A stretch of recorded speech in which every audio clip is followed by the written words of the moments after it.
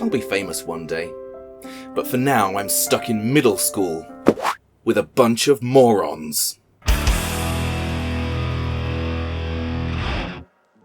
Diary of a Wimpy Kid was written and illustrated by Jeff Kinney and published by Puffin.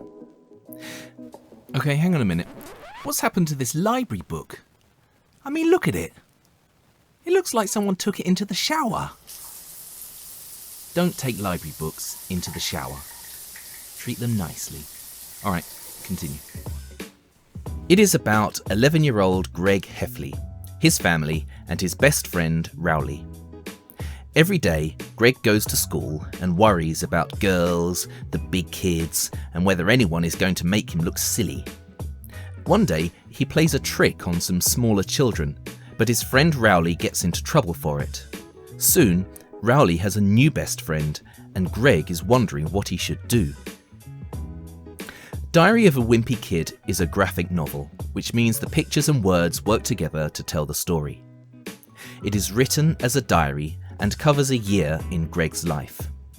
The story is realistic, so there are no superheroes or talking mice, but it makes a lot of jokes about life, school, family, and everything else. It is not an action-packed adventure.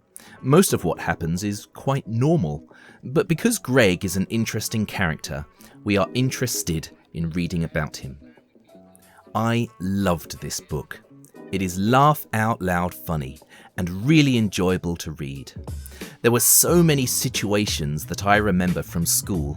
Girls writing notes about boys, boys who seemed so much more grown up than me, or people pretending to have some sort of a bad touch.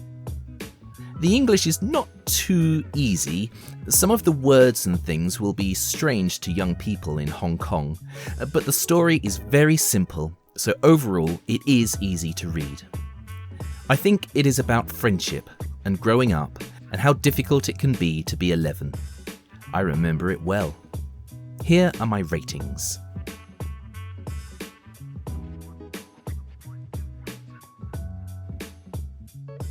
Here's a sample. Wednesday. Today we had phys ed, so the first thing I did when I got outside was sneak off to the basketball court to see if the cheese was still there. And sure enough, it was. That piece of cheese has been sitting on the court since last spring. I guess it must have dropped out of someone's sandwich or something. After a couple of days, the cheese started getting all mouldy and nasty. Nobody would play basketball on the court where the cheese was, even though that was the only court that had a hoop with a net. Then one day, this kid named Darren Walsh touched the cheese with his finger, and that's what started this thing called the cheese touch. It's basically like the cooties. If you get the cheese touch, you're stuck with it until you pass it on to someone else. The only way to protect yourself from the cheese touch is to cross your fingers. But it's not that easy remembering to keep your fingers crossed every moment of the day. I ended up taping mine together so they'd stay crossed all the time.